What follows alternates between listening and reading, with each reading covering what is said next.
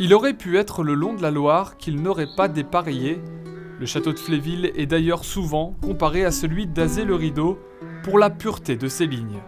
Fléville, c'est la majesté d'un style première Renaissance française, à quelques kilomètres seulement du centre de Nancy, un lieu où l'histoire lorraine avec un grand H s'est modelée au cours des siècles. C'est d'ailleurs au XVe siècle, en 1533 précisément, que Nicolas de Lutzelbourg, grand seigneur lorrain, éminent soldat du duc Antoine, fit ériger la façade Renaissance autour d'un donjon de 1320, resté miraculeusement intact. Nous avons la chance qu'il subsiste encore le donjon.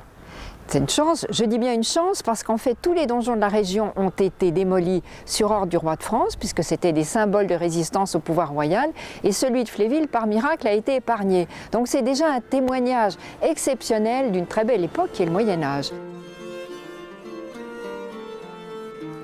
En 1812, le château est en piteux état quand il est racheté par Alexandre de Lambel.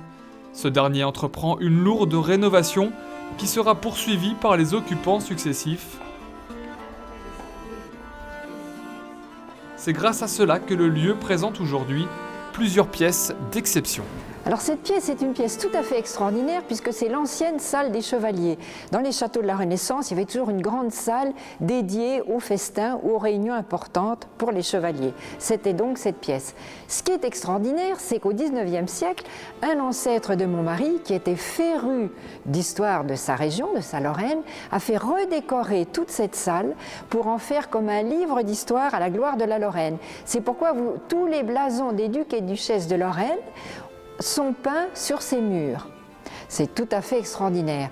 Et telle vous la voyez ce soir, telle elle était en 1850. Et comment ne pas associer le château au bon roi Stanislas? Le dernier duc de Lorraine est venu séjourner à une seule reprise, mais cette visite s'est inscrite dans la légende des lieux. C'est ici que le roi Stanislas, lorsqu'il est passé à Fléville en 1758, pour présider une réunion politique très importante, c'est donc ici qu'il est venu dormir ou se reposer. Il avait déjà 82 ans, donc il était probablement fatigable. Donc c'est dans cette pièce qu'il a dû passer quelques moments de repos. Il est venu à la demande de la marquise des Armoises, qui était la propriétaire, le seigneur du lieu, qui est le seigneur de Fléville à cette époque. Et c'était aussi une grande amie de Stanislas. C'est pour ça que la réunion a lieu ici. Un peu plus de 2 siècles plus tard, le château a fait l'objet d'un classement au titre des monuments historiques. C'était en février 1982.